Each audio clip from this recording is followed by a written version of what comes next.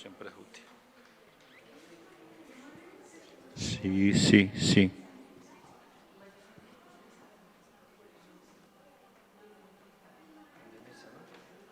Sí, mesa, sí, sí. Te alejas. Sí, sí, sí, sí, sí. Es que tiene que ser, una vez que los... A ver, ¿dónde está? Dispositivo, a ver, sensibilidad. Sí, sí, sí, sí. Sí. Sí. No, ahora se ha quedado. Ahora ni poniéndomelo, ni metiéndomelo en la boca. Sí. No, lo que está saliendo es lo que veis allí. Vale. O sea que... Lo digo porque si empieza ya a emitir, que se vea la gente que está por aquí. Digo emitir ya la imagen.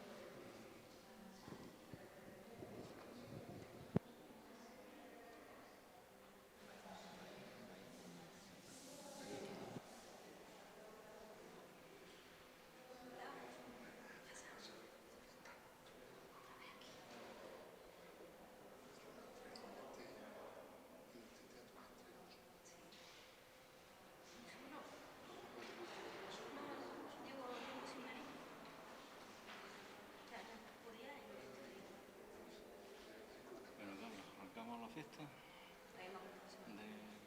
del agua. Uno encendido y otro entero.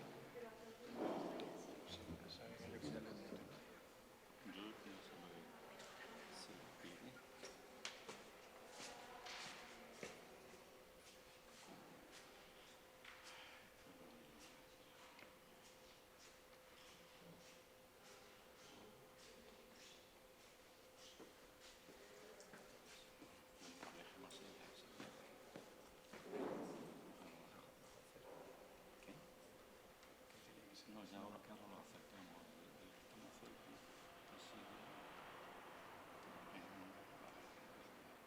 Dejo vestir.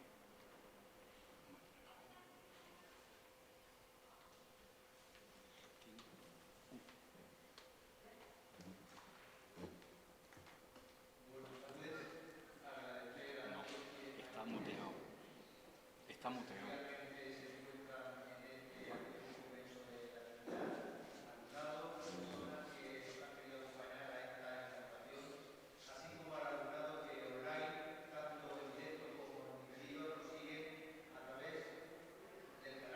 De la UNED Inteca, así como a los medios de comunicación que han querido acompañarnos para la inauguración de la 33 edición de los cursos de verano de la UNED del Centro Asociado Andrés de Vandelvira en la provincia de Jaén.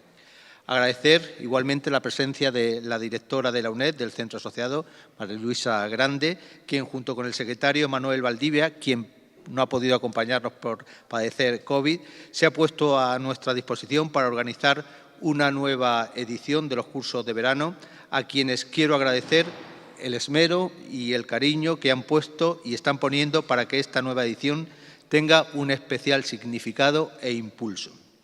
Como no, también quiero agradecer a nuestro alcalde la implicación que ha tenido como docente en la importante participación en el diseño de estos cursos de verano y en el que, como él mismo puso de manifiesto en la presentación de estos cursos en el mes de mayo, tiene como eje vertebrador a la infancia y a la adolescencia y a los menores en general, tanto en el aspecto de salud mental como en el ámbito educativo y como personas objeto de protección frente a cualquier tipo de violencia.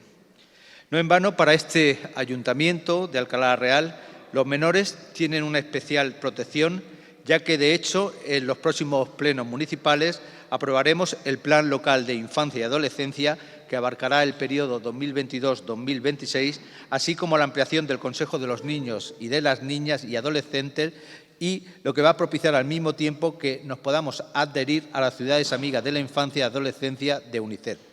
Por lo que con esta nueva edición de los cursos de verano nos sumamos a la preocupación que desde el Ayuntamiento de Alcalá la Real tenemos por la protección de los menores. De hecho, también quiero agradecer públicamente al nuevo equipo directivo de la UNED y a su Junta Rectora el que hayan confiado en la Delegación de Alcalá la Real para ampliar la oferta formativa de la UNED en nuestra localidad, pues como ya se hizo público en mayo, el presente curso se implantará en la UNED de Alcalá la Real el primer y segundo curso del grado de Educación Infantil, lo que supondrá una ampliación de la oferta formativa en nuestra ciudad, así como también lo ha sido recientemente con la Consejería de Educación de la Junta de Andalucía, con la ampliación del ciclo formativo de grado medio de aceite de oliva y vino, así como en el Antonio de Mendoza, así como también el bachiller general en el Instituto Alfonso XI como nueva modalidad del bachillerato, cuyo plazo de ampliación se encuentra precisamente abierto hasta el 30 de marzo. Por tanto, la educación en Alcalá la Real el próximo curso estará de enhorabuena con la ampliación de esta oferta formativa. Los cursos de verano de la UNED en Alcalá la Real permiten no solo aprender las distintas disciplinas del saber universitario, sino vivir una experiencia de convivencia amable y cordial, tanto de los docentes como del alumnado que ha venido fuera de Alcalá la Real y que ha hecho que estos cursos concilien el aprendizaje riguroso y la reflexión pausada de temas de interés con el disfrute en unos días estivales en una ciudad patrimonial como lo es Alcalá la Real y sus gentes. Todo ello ha sido gracias, lógicamente, al trabajo realizado por los anteriores equipos directivos de la UNED. Espero que esta nueva edición lleguemos al mismo nivel de calidad, no solo en el aspecto académico, que seguro que lo será, por la calidad de los ponentes e intervinientes en el mismo, sino por las actividades complementarias organizadas desde la Concejalía de Educación en colaboración con la Concejalía de Turismo y que espero que sean del agrado de quienes han tomado la decisión de acompañarnos presencialmente. No obstante, a quienes nos sigan en streaming, espero que con los vídeos de promoción de nuestra ciudad, como con lo que puedan percibir a través de las distintas ponencias, les despierte el gusanillo para visitar Alcalá la Real en cualquier otra ocasión, porque Alcalá, como tierra de frontera, es una ciudad mezcla de tradición, modernidad e innovación que hace que sea una ciudad en la que se combinan las peculiaridades del ámbito rural con un importante desarrollo empresarial. Con respecto a esta nueva edición, detallar que consta de 3 cursos que, a la vista de las matriculaciones realizadas hasta esta mañana, hacen pensar que han sido un gran acierto, ya que el primero de ellos ha superado el listón del año pasado, ya que el año pasado se hicieron 100 matriculaciones y este año hemos superado el mismo con 124 matriculaciones. Seguramente motivado porque es un tema de gran interés, como es la salud mental en la adolescencia, ya que tras el éxito del curso Stop Suicidio, una oportunidad de vida dirigido por Sagrado Segado y como directora del Departamento de Trabajo Social de la UNED y coordinado por nuestro paisano y catedrático de Psiquiatría, Benedicto Crespo Farroco, hemos querido seguir apostando por la salud mental, en este caso de un sector fundamental de la población, la adolescencia, en un contexto de pandemia que ha podido resentirse aún más del desarrollo psíquico y emocional de nuestros adolescentes. El segundo curso, con una temática educativa y docente, que es también un clásico en los cursos de verano, que se desarrollará entre los días 29, 30 y 1 de julio, que aborda las metodologías activas para transformar nuestra práctica educativa, dirigido por María Elena Bárcenas Madera y coordinado por el veterano de la UNED, como es Juanjo Magaña, quien nos acompaña en esta mesa de inauguración. Ambos tutores y profesores de la UNED, en el que se pretende reflexionar sobre la práctica educativa huyendo de los procesos memorísticos y aprender a usar herramientas digitales que favorezcan la enseñanza y el aprendizaje con éxito. Y el tercer y último curso, que se desarrollará del 4 al 6 de julio, trata la protección de los menores de edad ante las distintas formas de violencia, abriendo caminos hacia una sociedad no violenta, dirigido por María Dolores Serrano Tárraga y coordinado por Pilar Fernández Pantoja, ambos profesores de Derecho Penal de la UNED.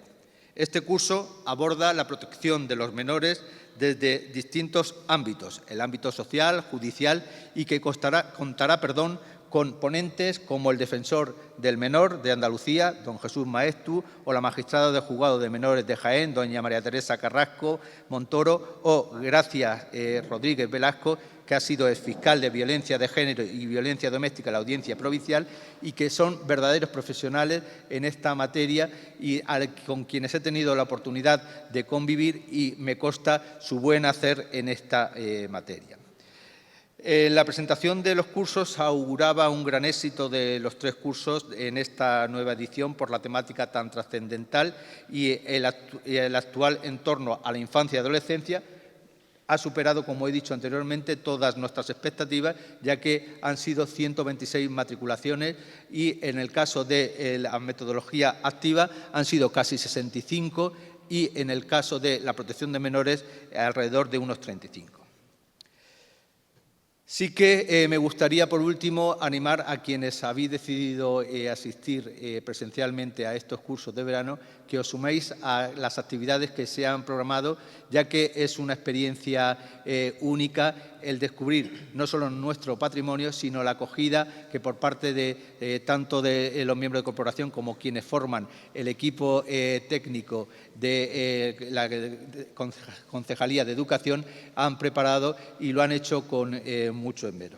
Tan solo invitaros a que participéis y desearos que a los que nos sigáis online sea también bastante atractivo. Y sin nada más, cedo la palabra a María Luisa Grande. Gracias, Baldomero. Buenas tardes a todos y a todas. Yo creo que ya, aparte de lo que tú has dicho, poco me queda a mí más que decir, Baldomero. Creo que ha explicado perfectamente qué pretendíamos hacer con estos cursos de verano, que empezamos precisamente con este curso, esta nueva edición de los cursos de verano que se organizan entre la UNED y el Ayuntamiento de Alcalá la Real. Y yo me voy a dedicar mis palabras a agradecer, a hacer agradecimientos en primer lugar al Ayuntamiento de Alcalá. Si estos cursos se hacen y se hacen aquí y tienen tanto éxito, es gracias al apoyo que nos prestan por parte del Ayuntamiento, por parte de su alcalde, de Marino, por parte de Baldomero, de Ariana y de todo su equipo de gobierno que está pendiente de cualquier necesidad que tenemos. Y bueno, ya lo iréis viendo en estos cursos, aparte de la parte académica, pues tenemos la parte cultural bastante interesante y que os va a gustar a todos los que estáis asistiendo de manera presencial. Como ya se ha comentado, este curso sobre salud mental en la adolescencia es el que más interés ha despertado. Tenemos ahora mismo 124 alumnos inscritos. Es todo un éxito para un curso de verano.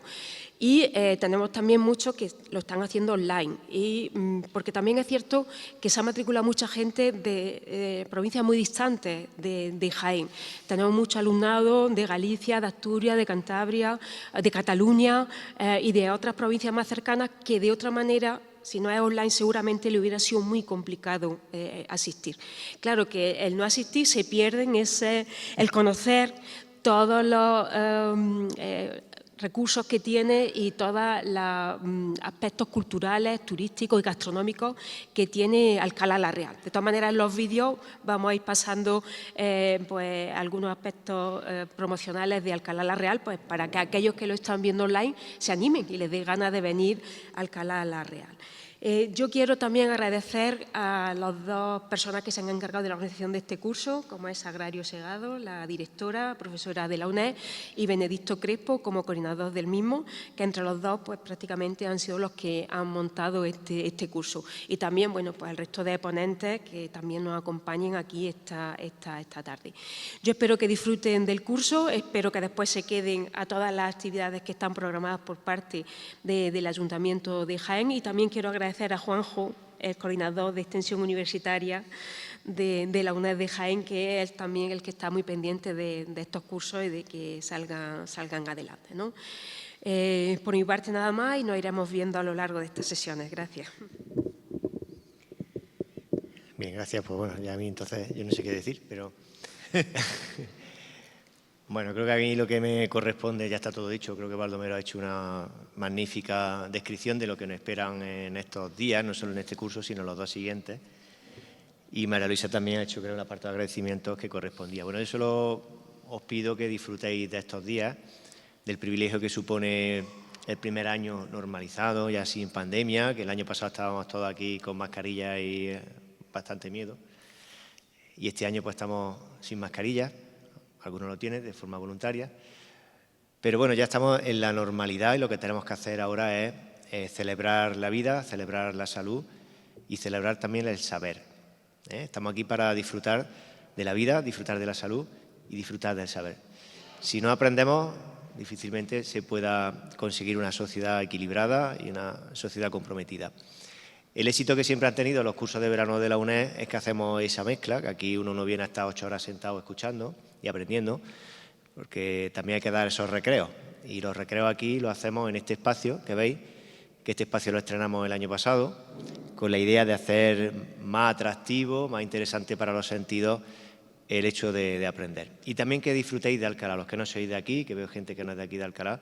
Si no conocéis este pueblo, aprovechadlo, no os dejéis escapar ninguna de las oportunidades, de las diferentes actividades que hay programadas extraescolares, para que conozcáis la fortaleza de la Mota, conozcáis nuestro casco histórico, conozcáis nuestro aceite y también disfrutéis de este entorno. Si somos capaces de mezclar todo eso, seguro que este curso va a saber mucho mejor que si lo dejamos simplemente en el saber. Bueno, pues disfrutad de estos días. Nosotros nos pasaremos aquí cuando podamos, porque no va a ser siempre posible. Yo estuve aquí inscrito antes de incluso de estar metido en jaleos políticos. Yo ya me inscribí a los cursos de la UNED en mi época más joven y desde luego que lo aprovechaba. Pues aprovechad de estos días, disfrutad de Alcalá y llevaros de aquí, aparte del saber, ese buen recuerdo de nuestra ciudad. Muchas gracias.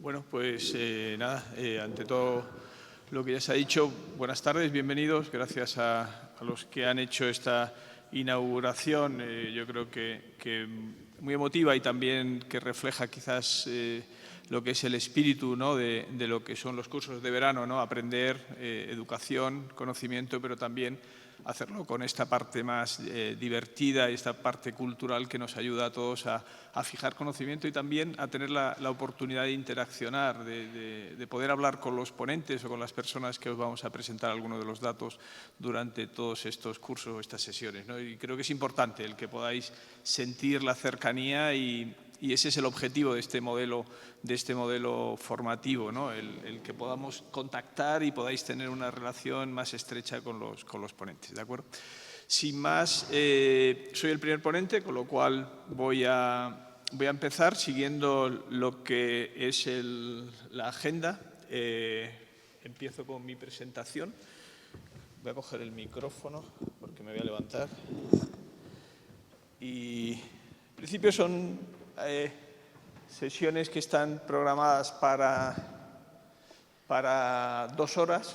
La idea no es que agotemos las 2 horas. Vamos a ver, la sesión de hoy voy a ser el primer ponente y luego me va a seguir el profesor Manuel Gurpegui, catedrático de la Universidad de Granada. Con lo cual, si somos capaces de hablar durante 1 hora, 50 minutos, más que de sobra. Más que de sobra. El micrófono de solapa no tenéis, ¿sí? Más que de sobra para abrir el debate, ¿no? Que esa es la idea, insisto. Si tenemos mi primera diapositiva, ¿puedo empezar? Bueno, el título que puse a la charla, primera charla de las sesiones, y con la idea de situar, ¿no? Es decir, si ustedes han visto el programa, pues el programa va a cubrir muchos de los temas que yo voy a esbozar en mi presentación, con lo cual no voy a entrar en profundidad, pero sí que quería contextualizar en el conocimiento y todo lo que se va a hablar durante estas sesiones, ¿no? Acerca de un tema importante que es la salud mental en una población, en un grupo de edad muy concreto, como es la edad infantil o adolescencia, y que todos somos conscientes o que la situación coyuntural de la pandemia nos ha destapado, ¿no? Como, bueno, la salud mental la teníamos ahí, era algo que todo el mundo sabía, pero que no nos atrevíamos a hablar. Desde que aparece la pandemia, la salud mental ha tenido una aceptación mediática y una aceptación social importante, y esto nos lleva a que todo el mundo habla de salud mental, lo cual es bueno, pero tenemos que matizar en qué manera o de qué forma se tiene que hablar de la salud mental. Es decir, los problemas de salud mental, como pongo aquí lo que la pandemia se llevó, ¿no? Lo que la pandemia se llevó nos puede sobrar, y lo que no nos puede sobrar es el que entendamos y el que podamos hablar de la relevancia que tiene conocer, identificar problemas o ofertar posibilidades de mejorar la salud mental en ese grupo de edad, que es la adolescencia. Cuando los que nos dedicamos a la medicina o a la sanidad en general afrontamos un problema, lo dimensionamos, ¿no? Este problema tiene tal o tal calado, repercute en tal grupo de edad o repercute a nivel social en esta o en esta otra profundidad, ¿no? Cuando estamos hablando de la salud mental de personas jóvenes, estamos hablando de un problema de salud que realmente repercute en toda la sociedad.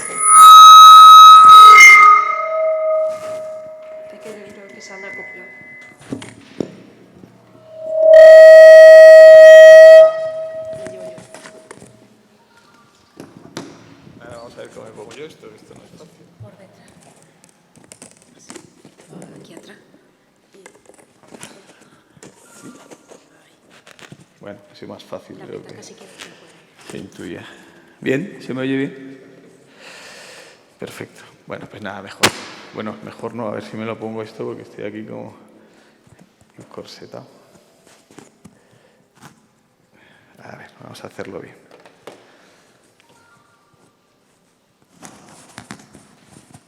Ahora bien, ahora mejor. Bien, ahora me siento yo más cómodo también.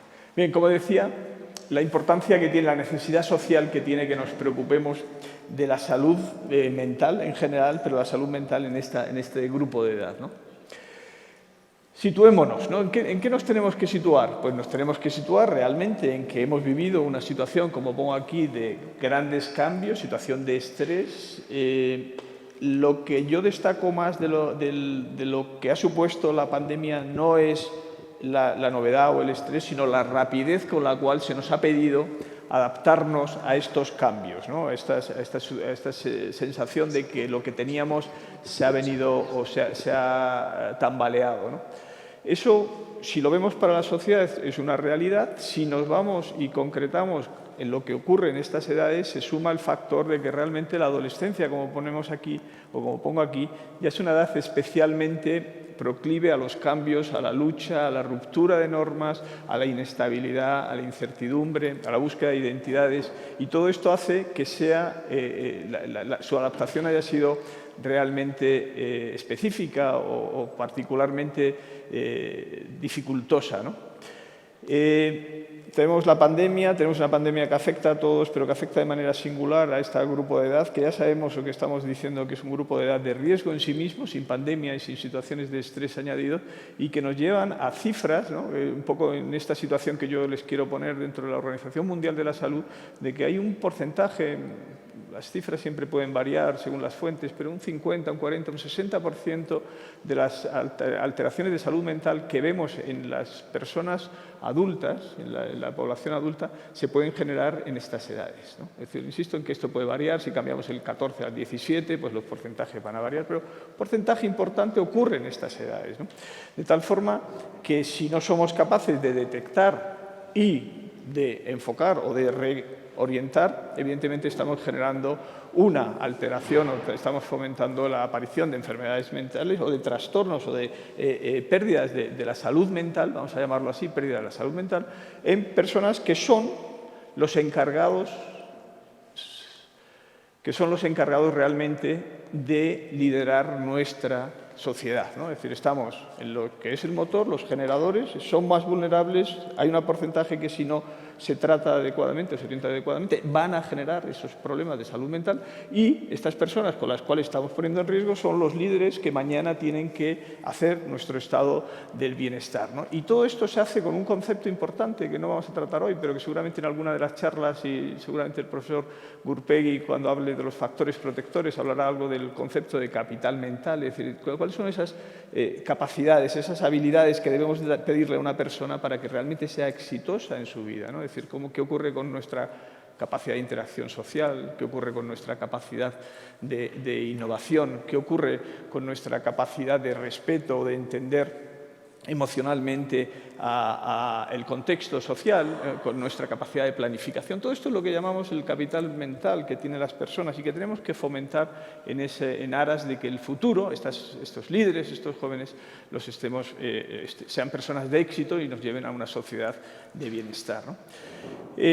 Como decía, el periodo de tiempo ha sido corto y importante el poner en riesgo ese desarrollo personal que nos llevaría a todos a estar fundamentando ese capital, ese valor de los valores y de las habilidades o de las capacidades mentales de las personas, ¿de acuerdo? De tal forma que eso nos lleva a una situación de exigencia social, ¿no? Es decir, cuando estamos hablando de la salud mental, decimos, bueno, pues si esto es lo que está ocurriendo, si nuestra realidad social nos ha llevado a una situación de riesgo y ese riesgo está poniendo en peligro ese bienestar, esa capacidad de desarrollo del capital mental de nuestros jóvenes, que son los que nos tienen que llevar al bienestar, ojo con esto porque esto es importante. Y como esto es importante, es por lo que ustedes están hoy aquí y por lo cual nosotros hemos decidido montar este curso con un afán de comunicación y de intercambio con todos ustedes, ¿no? Entonces nos estamos situando ya en que esto nos incumbe a todos. Hemos tenido la suerte de poder comer con gente que se dedica a la educación y en la comida ha salido la dificultad que hay entre la comunicación entre el mundo educativo y el mundo sanitario, cuando estamos hablando de algo que nos incumbe a todos. Es decir, que los educadores están cercanos a este grupo de riesgo, pero no tienen comunicación con los que, en teoría, deberíamos estar protegiendo o estar fomentando que esas personas crezcan en un estado de bienestar, en un estado de no enfermedad o de no trastorno mental. ¿De acuerdo? De tal forma que si esto es relevante, y por eso estamos aquí, y por eso se llama el curso, y vamos a estar hablando estos 2 días de salud mental en este grupo de edad, tenemos que conocer la trascendencia para favorecer factores protectores y evitar factores de riesgo, ¿de acuerdo? Y esto no es tan difícil, en teoría, luego veremos que no es tan fácil de llevar, y la clave, bajo mi punto de vista, está en conocer y ser capaces de identificar de manera precoz y de intervenir de manera rápida en esos casos donde la necesidad haya sido demostrada o sea evidente. Es decir, que en el momento en que y vamos a hablar también a lo largo de las sesiones de suicidio, hablará el profesor Ruiz Veguilla, el año pasado estuvimos hablando de suicidio, este año vamos a hablar específicamente de suicidio en adolescentes. Es decir, cuando un chaval, una persona joven, en un pupitre deja una nota diciendo que la vida no tiene sentido, en un post-it, tenemos 2 opciones. Mirarlo y decir, bueno, esto es lo que hay, o encender una luz de alarma desde educadores que digamos, esto no es lo que hay, sino qué hay detrás de todo esto. Y eso surge de un conocimiento y de una educación acerca de la trascendencia que tiene estos aspectos de la salud mental en esa población, ¿de acuerdo?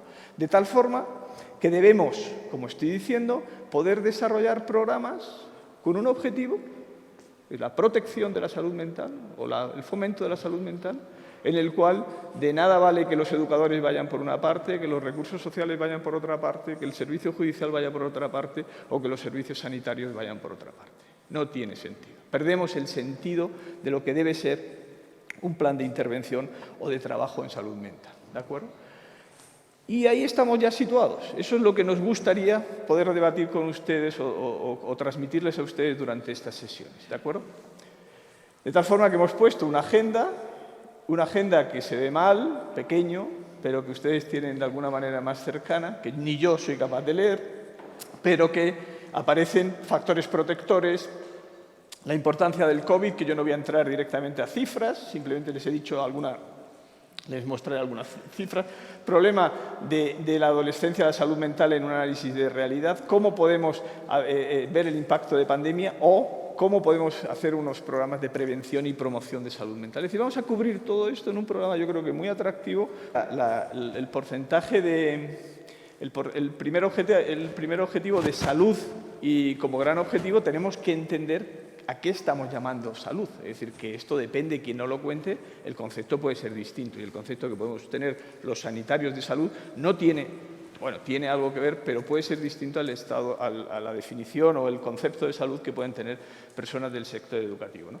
En este caso, esta es la definición de la OMS, ¿no? Donde el matiz, que es importante y que los sanitarios estamos muy acostumbrados, es a que estamos en un estado de bienestar físico, mental y social que no solamente se consigue con una pérdida o con una ausencia de enfermedad. Es decir, que para tener salud no es sinónimo de no tener enfermedad, sino que tengo que tener algo más positivo. Es decir, que la salud es un constructo positivo en esos valores o en ese estado completo de bienestar que nos lleva a aspectos físicos, mentales y sociales. Es más exigente, ¿no?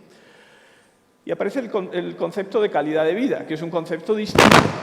Es decir, que el concepto distinto de calidad de vida y aparecen matices de subjetividad y de objetividad, tenemos que ir viendo cuáles son los ejes fundamentales y en esto también van a poder ustedes encontrar distintas clasificaciones, es decir, en el cual, bueno, yo he sacado 6 ejes fundamentales, luego les presentaré algunos datos que los ejes estos van cambiando, pero estamos introduciendo otro valor. Es decir, que cuando estamos hablando de la adolescencia, esa edad que ya les he dicho tan importante, tenemos que buscar la salud. La salud no es la ausencia de enfermedad, sino ese estado de bienestar y tenemos que conseguir unos datos objetivos y sensación subjetiva de calidad de vida.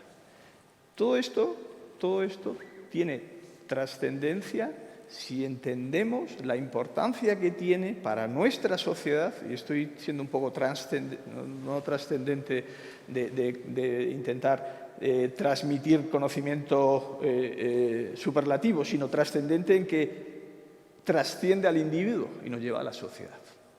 Nos lleva a la sociedad. Y en el título ponía que es un problema social. Es decir, esto es un problema social. Luego les pondré una diapositiva que ya les adelanto que es que si yo pregunto hoy lunes a las 5:30 a gente joven, ¿cómo se previene gente joven que está licenciada en tema de pedagogía? ¿Sabemos prevenir la obesidad? ¿Nos preocupa la obesidad de los niños? Nos preocupa la obesidad de los niños. Nos preocupa la salud dental, la salud dental de los niños. ¿Hay programas de salud dental de niños? Sabemos que, si yo te digo, ¿qué le decimos a un niño? Sabemos lo que le tenemos que decir. Lava, no lavas, lleva, no comas, haz deporte, no donuts, no chocolate, no palmeras de chocolate, el otro. Sabemos decir. Si la pregunta es, ¿sabemos cuidar la salud mental de nuestros niños y nuestros adolescentes? ¿Hay programas? ¿Hay conciencia? ¿Alguien sabe lo que le puede pasar a un niño si... ¿Alguien sabe? ¿Tenemos programas de detección? La respuesta, como ustedes saben, no es tan directa. ¿De acuerdo? Este es un trabajo interesante. No sé si ven bien las diapositivas. Más mal que bien, ¿no?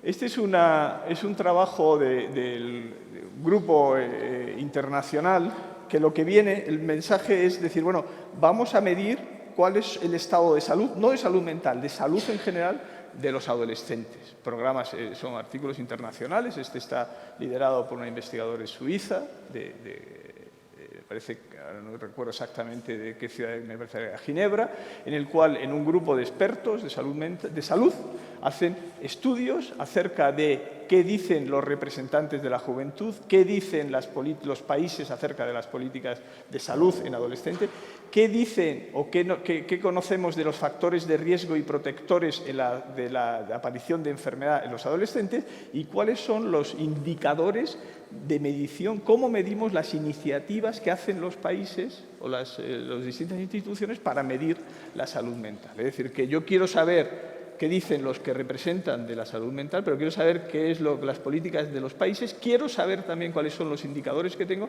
pero también quiero saber cuáles son las iniciativas que se están tomando en salud mental, de tal forma que a partir de aquí se hacen 6 dominios, no voy a entrar, de distintas formas, se sacan algunas áreas de interés y se priorizan a nivel internacional cuáles son, de salud, estoy hablando de salud, no de salud mental, cuáles son las áreas de interés.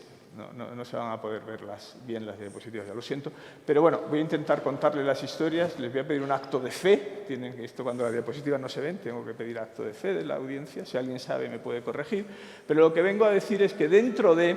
Estos son los cuatro inputs que les he contado de los representantes, de la legal, de la carga y de las iniciativas. Y lo que estamos viendo es que dentro de las enfermedades no contagiables, que son, como saben, el porcentaje alto de muerte en estas edades, aparecen 3, que son las autolesiones, ansiedad y depresión. Es decir, que son necesidades de salud, esto es un HI, un HI, que dicen high, todos dicen high, alto, para los que sepan francés, no, inglés, high. Pero fíjense, lo que quiero destacar es cuáles son los planes de intervención, cómo se están midiendo esto, y esto es medium, low y medium. Quiere decir que son altas necesidades, pero no tenemos medidas de implementación para corregirlas. De tal forma que se catalogan como grandes necesidades del desarrollo dentro del cuidado de la salud en estas edades. ¿De acuerdo? Destaco estas mediciones están por debajo. Si ustedes ven aquí alguna de los altos que se pueden ver, por ejemplo, el control de peso, que es este de aquí, aparece en high, otra vez. No es ninguna canción de Shakira, high. Y aquí aparece high. Es decir, que estamos preocupados, pero tenemos medidas para cuidarlo. Insisto, aquí estamos en low o medium. Es decir, no tenemos medidas para cuidar esas necesidades de salud de nuestra población. Esta es una tabla que viene a incidir en el mismo concepto, que dado que no se le voy a pasarla, ¿de acuerdo? En el sentido que venía a comentar cuáles son las medidas que se han ido poniendo para otras alteraciones o necesidad de consumo de drogas, consumo de alcohol, consumo de tabaco, cómo se están implementando medidas a nivel social, a nivel de política sanitaria, que puedan tener ese... No, el mensaje de mi charla no es un mensaje catastrofista ni derrotista, es decir, no es que yo diga que todo está mal, pero sí creo que es un mensaje que tiene que ser realista, ¿no? De lo que tenemos, del problema que tenemos y de qué estamos haciendo para corregir ese problema a nivel, en este caso, de políticas sanitarias. ¿Vale?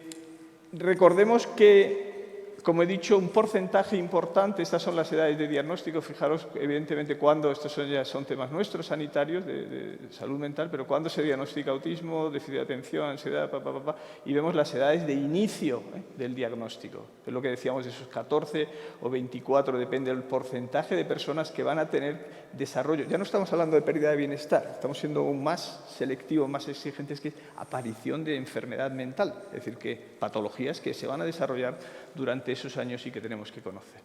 De tal forma que, ojo, que tenemos que tener unas buenas medidas o una buena capacidad de describir cuáles son la situación y cuáles son las intervenciones, que muchas veces esas iniciativas que se están poniendo en marcha no reflejan cuáles son los aspectos más importantes, y ahí lo hemos visto en esas enfermedades no contagiosas, ¿de acuerdo?, que están perfectamente identificadas por los 4 ítems que estaban en el estudio, y que evidentemente tenemos que ser capaces de identificar que ahí hay un área de trabajo y que la salud mental en esta población es un área de interés social o de salud social, ¿de acuerdo?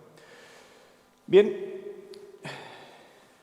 Este es otro trabajo del mismo grupo, que es el grupo Gamma, que se llama el es el grupo internacional en el cual se hace una valoración. La verdad es que son trabajos muy interesantes de leer y de ser capaces de reflexionar sobre ellos, ¿no? Que lo que viene a describir es cuáles son los grandes problemas de salud que tenemos en relación a la mortalidad y a la discapacidad que se produce, a la disfunción que se produce, ¿no? Entonces, dentro de las causas aparece como tercera causa en mujeres entre 15 y 18 las autolesiones, ¿de acuerdo?, de mortalidad. Si nos vamos a varones no aparecen, pero sería la cuarta, es decir, las autolesiones sería la tercera causa de mortalidad, cuarta en varones y tercera en mujeres.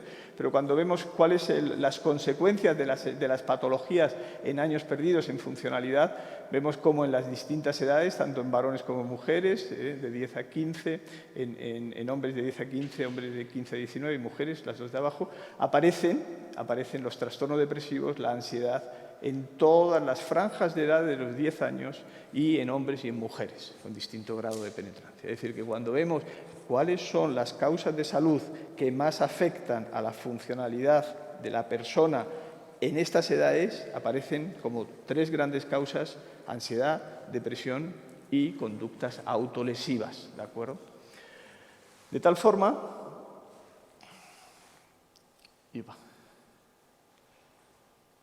Ay, pero estoy manejando esto regular y ahí no sale la diapositiva de abajo, no sé lo que está pasando. Hay algunos errores, perdón, ahí no se está viendo. A ver, lo doy otra vez. Peor. Ahora. Lo que nos está llevando a incluir la salud mental dentro de los desarrollos de la OMS también, en cuáles son los 17 grandes objetivos de desarrollo sostenible en medidas de salud. Aparece la tercera, y dentro de la tercera es que debemos preocuparnos del bienestar, sabiendo que esta es la vía que tenemos para cuidar y para ser capaces de potenciar el máximo potencial, ese capital mental de nuestros jóvenes, de tal forma que necesitamos, evidentemente, tener un concepto amplio, no solamente de la patología, sino del bienestar, para que estos jóvenes, que son nuestro futuro, que son nuestro motor, que insisto, que tenemos que proteger, sean capaces de llegar a ese máximo desarrollo que muestre todo su potencial para, insisto, generar una sociedad pues con todos los valores que podemos imaginar que necesitamos para conseguir nuestro máximo nivel de bienestar, ¿de acuerdo? Y esto no lo inventamos, esto está ya aquí, esto está aquí en los 17 objetivos de la OMS. El problema es que ¿por qué no se está poniendo el énfasis necesario en cuidar la salud mental de los pacientes, de los adolescentes, entendiendo estos dos niveles? Uno es la aparición de patología y otro es el fomento del bienestar, que va en otro sentido, ¿de acuerdo? Bien, eso es lo que tenemos que cuidar y lo que vamos a hablar estos días. Pero todo esto, yo quisiera, no puedo meter la mano en el bolsillo,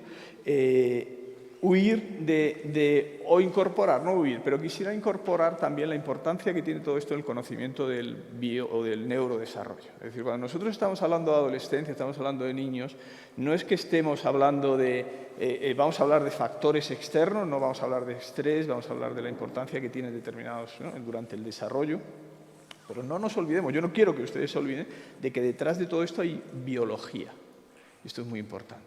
Es decir, que estamos en las edades donde nuestro cerebro tiene un desarrollo que está muy bien condicionado o marcado genéticamente, pero que está muy influenciado por todo lo que ocurre alrededor, ¿vale? Nuestro cerebro es un órgano plástico que está en desarrollo, insisto, que tiene etapas de vulnerabilidad, que en esas etapas depende de lo que ocurre, y luego les mostraré algunos ejemplos, esto que llamamos estrés agudo, estrés crónico, esto va a producir modificaciones que a la postre pueden estar generando vulnerabilidad o personas más predispuestas a, ¿vale? Y esto quiero que ustedes lo tengan integrado. Es decir, que esto no es un tema sociológico solo, ni psicológico solo, sino que esto es un tema donde ese órgano plástico está en continua comunicación entre lo que es el entorno biológico, interno, biológico, genético, vamos a llamar, molecular, y lo que está ocurriendo fuera, ¿vale? Y eso lo tenemos que tener presente porque nos carga de responsabilidad. Es decir, que cuando nosotros miramos algunos datos de qué es lo que ocurre durante el desarrollo y cuáles son los factores que pueden estar influenciando, si estamos en este periodo prenatal, aquí hay mucha molécula, hay hay entorno y hay digamos, cambios biológicos asociados con el entorno. Aquí hay mucha molécula, pero tal como vayamos aumentando la edad, aparece menos molécula, para que ustedes me entiendan, y aparece más evento social, evento externo, es decir, situaciones a las cuales las personas se tienen. Luego hablaremos un poco de lo que se les posee. Pero ya nos situamos en un tema de tensión, es decir, si durante estos años se produce un desarrollo biológico que está programado y que si un niño, un adolescente, está expuesto a determinadas situaciones, ese desarrollo programado se va a desprogramar o a reprogramar hacia situaciones donde la biología lo hace proclive a, tenemos una responsabilidad social acerca de a qué exponemos a esa persona joven, ¿de acuerdo? Sin entrar mucho en temas que a nosotros nos interesan ahí en Sevilla, que es todo el desarrollo cerebral, y aquí está Miguel Ruiz de Guía, que les va a hablar de suicidio, pero tenemos un proyecto financiado para mirar el desarrollo, no a esos niveles, pero sí cómo el COVID está afectando el desarrollo fetal y cómo podemos estar viendo cómo los niños que nacen durante embarazos de madres que se han infectado pueden ser diferentes o pueden tener unas diferencias en el neurodesarrollo, por ejemplo, muy en toda la línea de... Estoy viendo para... Disculpen, pero no estoy manejando yo esto adecuadamente. ¿Tengo que enfocar a la pantalla? Ahí usted, claro, ahí está mi problema. Bueno, a ver si hay alguien con la cabeza muy grande que está tapando la entrada de... Estas son las neuronas, entonces no voy a entrar en datos biológicos, pero creo que es importante que lo conozcamos, el número de neuronas, el número de conexiones, cómo esto, a través del desarrollo, van a aparecer conceptos como neurogénesis, aquí estamos en lo que es toda la parte de gestación, nacimiento, hasta la edad adulta, y todo esto son procesos biológicos de migración, proliferación neuronal, integración de otro tipo de células, no voy a entrar en mielinización, sinapsis, ruptura de sinapsis. Todos estos son procesos que suceden en el cerebro en desarrollo y que nos hacen llegar al cerebro adulto con una biología que en principio debería llevarnos a un estado de normalidad. Todos estos procesos se pueden ver alterados por interferencias durante estas etapas. Y estas etapas no terminan en el nacimiento, como están viendo ustedes, sino que llegan hasta la edad adulta. Aquí en algún momento pone más de 18 años, puede llegar hasta los 35 o 40 años. Y esto que les pongo abajo es una equivalencia de los modelos animales, que luego les mostraré algunos datos no propios, pero de algún investigador de máximo respeto para nosotros, en el cual podemos inferir por modelos animales qué es lo que ocurre y cómo podemos modificar el neurodesarrollo de estas personas, ¿de acuerdo? Este es otro esquema en el cual les muestro, insisto, sin llegar a profundizar, si alguien tiene interés y yo soy capaz, le contestaría alguna de las respuestas. Esto es cómo va cambiando el volumen de sustancia gris desde los 5 años hasta los 20 años.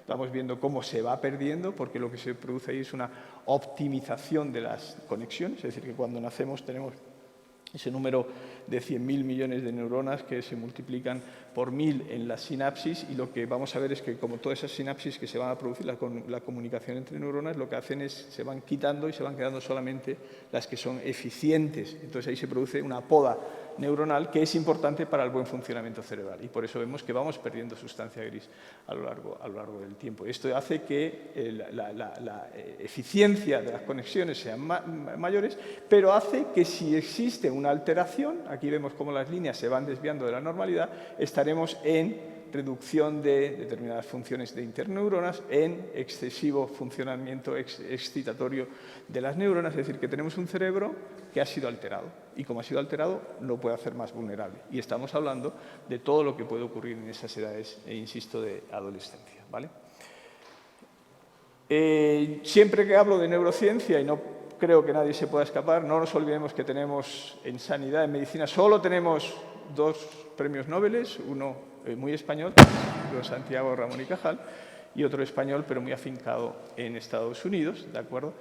Severo Ochoa, y si alguien tenemos que tener muy presente como el padre de la neurociencia mundial, de la neurociencia en general, es Santiago Ramón y Cajal, y como dicen los investigadores extranjeros, a ver si algún día le ponemos un aeropuerto, porque aquí en España pasa inadvertido, y no, desde luego, por mi falta de reconocimiento. ¿Qué quiero decir con esto? Que desde que se describen las primeras neuronas, hoy en día somos capaces, no les voy a poner unos vídeos porque no funciona, pero somos capaces de ver el cerebro funcionar in vivo, cómo se liberan las neuronas, cómo estamos liberando sinapsis, es decir, somos capaces de ver esa biología que yo les les cuento in vivo. Es decir, que esto no es ciencia ficción y nadie les puede decir que esto no existe. Esto existe y esto tiene una implicación en lo que es la biología de las personas, ¿no? Estos son los vídeos que no les puedo mostrar y esto es simplemente un esquema de cómo, ante situaciones de estrés persistente, si ven ustedes en esta imagen de microscopía, las neuronas están dañadas o por lo menos son diferentes en lo que es su estructura y en su función, ¿de acuerdo? Son artículos o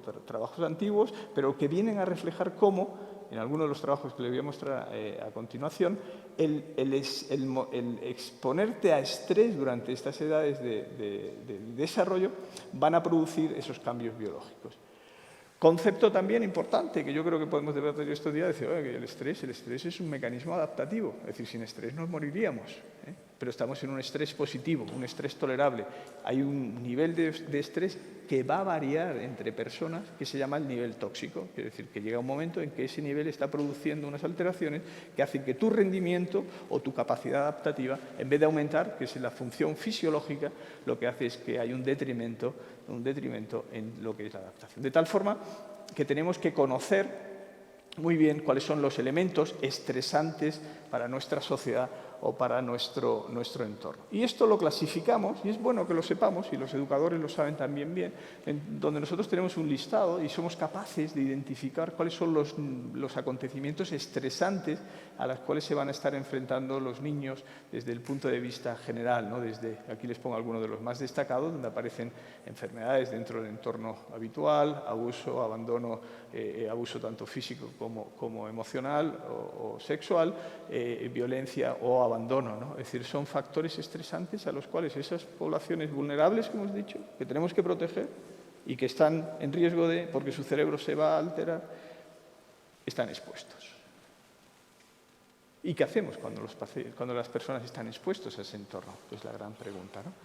No sé lo que hacemos, pero lo que hacemos no cambia la evolución, donde las cifras son impactantes, ¿no? En el sentido de la patología que aparece, de los trastornos de ansiedad y depresión asociados al trauma infantil, cuáles son las causas del trauma. Es decir, que estamos realmente ante las cifras, la evidencia nos muestra que esto que nosotros, o que yo estoy intentando transmitirle, que es trascendente y que es modificable, es donde yo ya me pongo nervioso, es decir, es modificable, es decir, esto no es algo que está ahí, digamos, no, esto lo podemos modificar, no estamos haciendo todo lo necesario, ¿no? Este es un trabajo de investigación de Lausanne, del grupo de una investigadora española que está afincada en Suiza, Carmen Sandi, que estuvo la semana pasada con nosotros en Sevilla. Ella es una investigadora de altísimo nivel internacional, que su trabajo es ver cómo el estrés peripuberal, estos son en modelos animales, por eso les enseñaba la diferencia o cómo se equipara el desarrollo del cerebro de humanos y de ratones, nos sirven como modelos. Lo que ella viene a decir es que les voy a mostrar brevemente algunos datos, les voy a mostrar ya los datos. Lo que viene a decir es que si nosotros exponemos a modelos animales de rata en ese peripubertad a un estrés crónico, que se les pone a un olor de zorro, que no le gustan las ratas, o las suben en unas plataformas altas para que tengan miedo, entonces un estrés mantenido. Todo esto con comités éticos, ojo con esto, que somos tremendamente rigurosos y que hay un control absoluto de todo lo que es el modelo experimental animal, pero a la rata se le produce un estrés crónico y luego se mira cómo tiene la preferencia social o qué capacidad tiene de convivir o de enfrentarse a extraños, ¿no? Y lo que viene a decir todo esto, insisto en que si alguien tiene interés lo podemos comentar, es que realmente estas ratas, que están expuestas a ese estrés peripuberal, cuando se hacen adultas, tienen peor actuación social y se encuentran más agresivas ante personas o situaciones de novedad. Es decir, que si yo he estado sometido, modelos animales, a situaciones estresantes cuando me hago adulto, tengo estas diferencias, que son las que les estoy mostrando aquí, en estas rayitas, a nivel de interferencia o de preferencia social y al nivel del aumento de agresividad. Y esto se correlaciona con unos, expresión de genes en unas regiones cerebrales muy concretas que pueden ser tratables, que esto es lo importante de todo esto, ¿no? Es decir, que casi llego al final. ¿Tengo que ir para atrás? Menos mal que no había ningún secreto, porque si no, hubiera desvelado todo. Estos son los vídeos que no vais a poder ver. Podrías...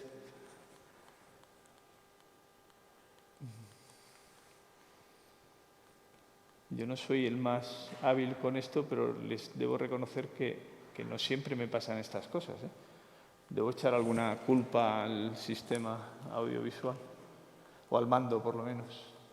Bueno, en lo que estábamos, que esos datos que les decía, estamos aquí ya, aquí estamos, estos datos se pueden prevenir, se pueden revertir si somos capaces de bloquear esos receptores que están relacionados con glucocorticoides. No vamos a entrar en esto. Es decir, que el tema lo podemos constatar y sabemos que esto que estamos diciendo empíricamente lo podemos testar en modelos animales y que esos modelos animales se pueden prevenir y se pueden tratar de adulto. Ojo con esto. No solamente si yo, cuando expongo en la edad, ya eres adulto, dice, no puedo hacer. Sí puedo hacer y puedo proponer modelos que modifiquen esas emociones y esas conductas. No estamos hablando de sintomatología, no estamos hablando de enfermedad, estamos hablando de adaptación o exposición a la novedad. ¿De acuerdo?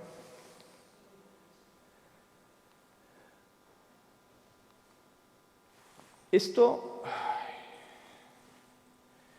lo podemos llevar también a otro modelo que es el modelo del famoso acoso. ¿De acuerdo? Es decir, que en esta, vamos a llamar negligencia que podemos tener, es decir, bueno, el niño está expuesto, el adulto está expuesto. ¿Qué pasa con todo el acoso que pueden sufrir, ¿no? ¿Cuáles son las consecuencias del acoso, del bullying famoso que nosotros podemos tener, ¿no?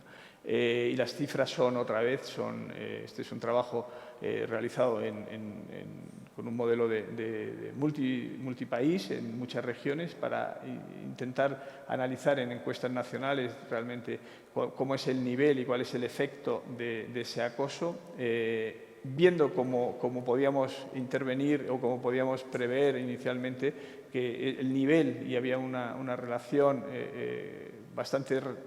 una correlación lineal, ¿no? Más ciberacoso o más acoso general, mayores síntomas psicológicos y menor satisfacción de vida en la mayoría de los países, que las relaciones de apoyo con adultos se relacionaban con una mejor salud mental, y aparece otro concepto importante a la hora de hablar, es decir, cuál es el entorno del adolescente, qué ocurre con las familias, qué ocurre con el entorno escolar, como hemos dicho, y tenemos que tener en cuenta también todo esto. Dentro de ese mensaje de riesgos aparece un mensaje de protección, que es la capacidad de resistencia, de adaptación del individuo, que no podemos menospreciar. Es decir, que todos nos exponemos a estrés y que tenemos nuestras capacidades, nuestro desarrollo, nuestra anglicismo de la resiliencia, de nuestra capacidad de resistir, al adaptarnos con una positividad a todo lo que es el estrés. ¿De acuerdo? Es decir, que vamos a prevenir y vamos a potenciar. Doble mensaje. Vamos a evitar, pero vamos a potenciar algo de lo que nos puede hacer que esas personas vivan.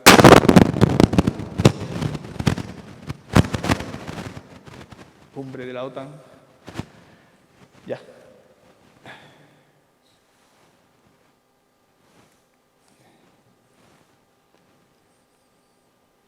Bueno.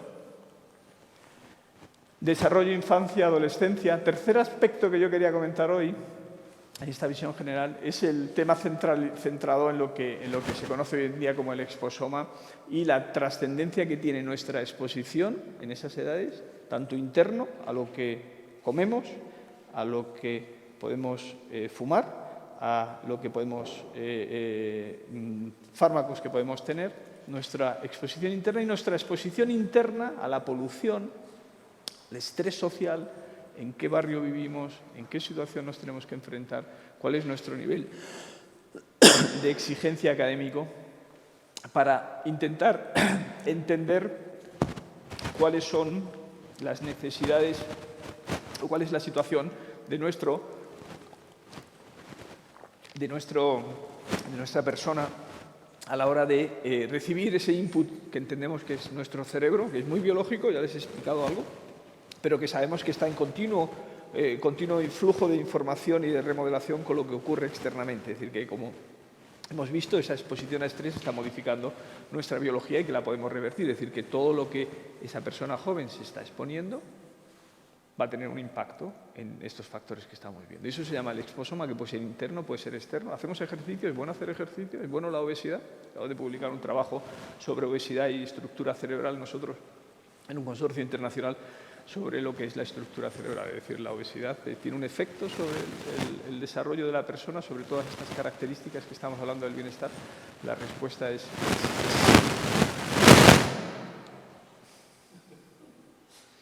curioso. Vale, seguimos.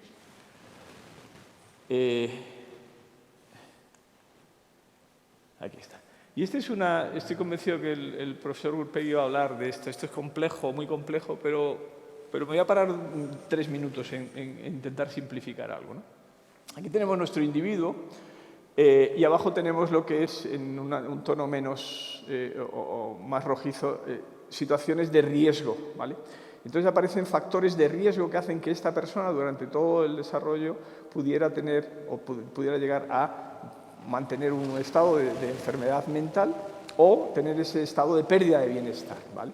Y entonces aquí aparecen niveles socioeconómicos, pueden aparecer niveles de recursos personales, de efectos externos asociados a acontecimientos estresantes, pero lo que es bueno o lo que es interesante que tengamos en mente es que aquí hay factores protectores, ¿no? Ya lo he dicho 2 veces, por lo menos, o 3 veces en mi intervención, y es que no solamente tenemos que evitar, sino que tenemos que fomentar la parte de arriba. Y tenemos que fomentar cosas que a veces nos dice, pues no está mal, bueno, sí, ¿qué importancia puede tener las condiciones de vida, o la relación con los padres, o la educación, o qué ocurre en nuestro network, nuestra red social, o el apoyo cuando tenemos algún tipo de problema?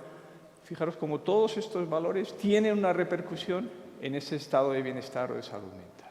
Quiere decir que si nosotros sabemos que de aquí para abajo todo esto puede ser perjudicial y sabemos que todo esto puede ser beneficioso, otra vez sale mi pregunta de decir, bueno, si lo conocemos, ¿por qué no actuamos?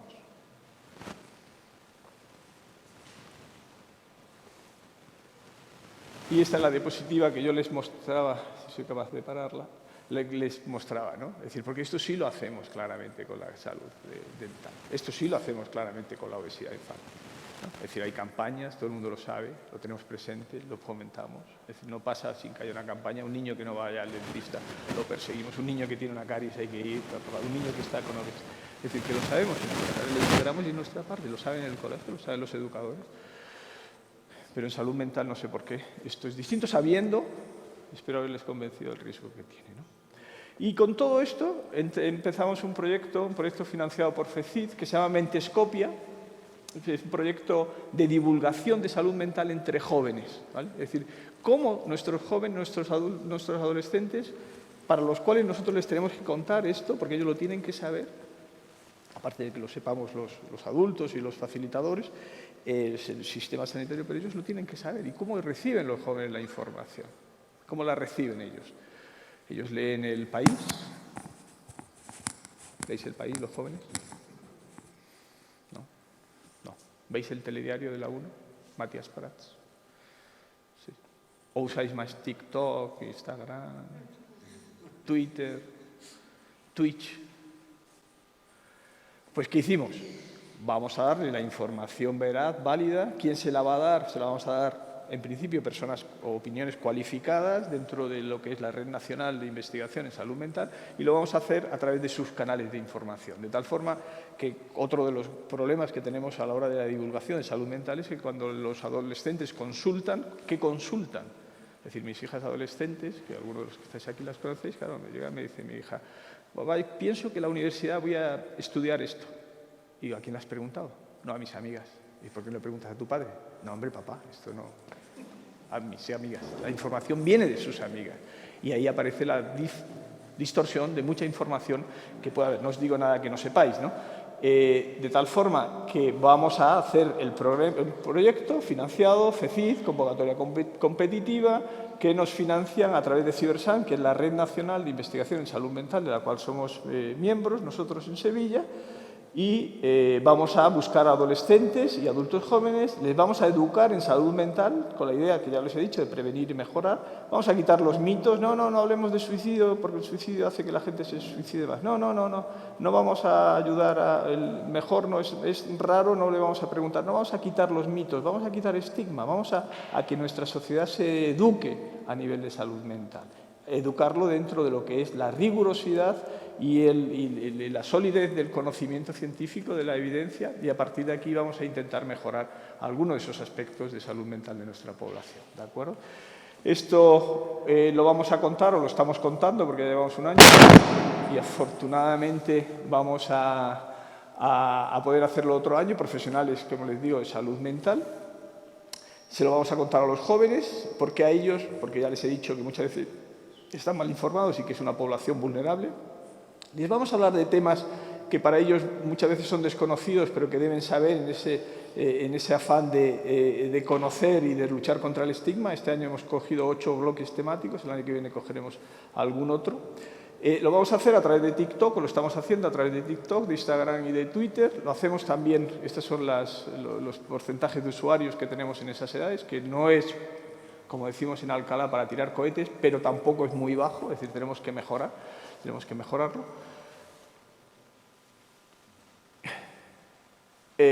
Venían 2 vídeos que no se reproducen. Este es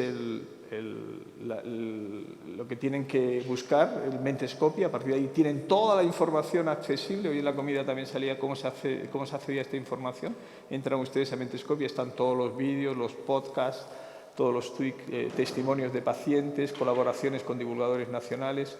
Esta es la empresa, lo hemos hecho con profesionales que realmente manejan los medios, es decir, que en este caso Podcast IDEAE, que lo lidera Ignacio Crespo, que es un reportero que trabaja en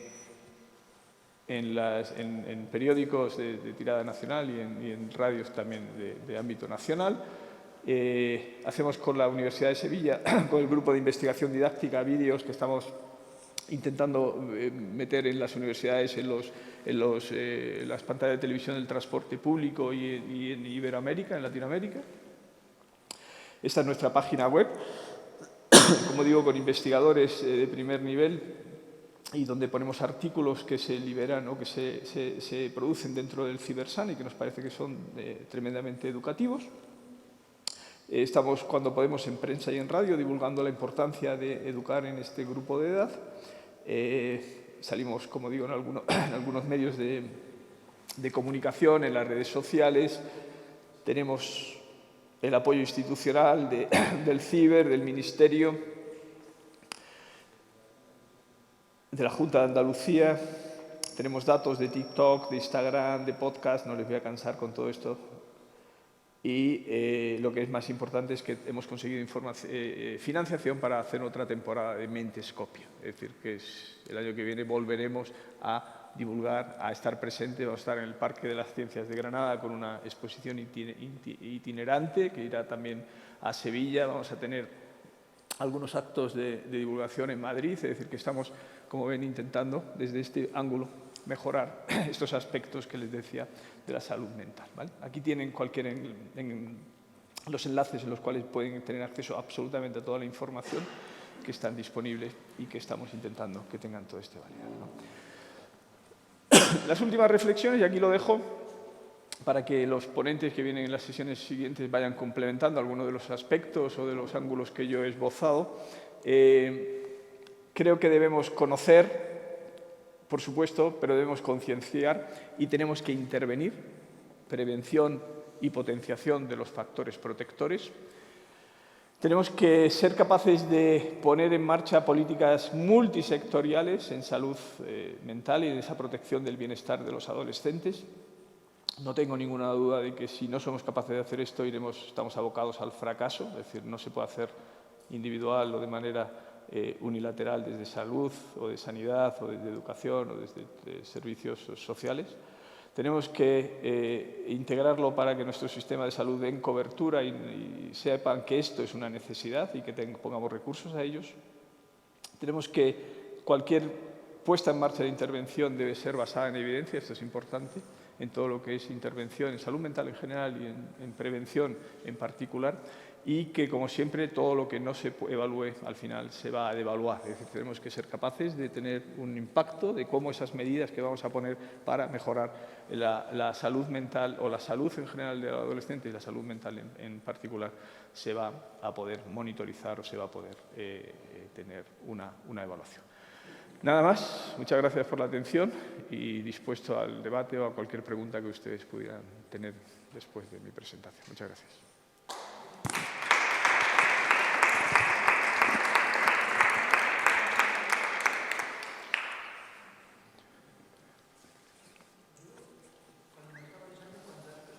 ¿Os podéis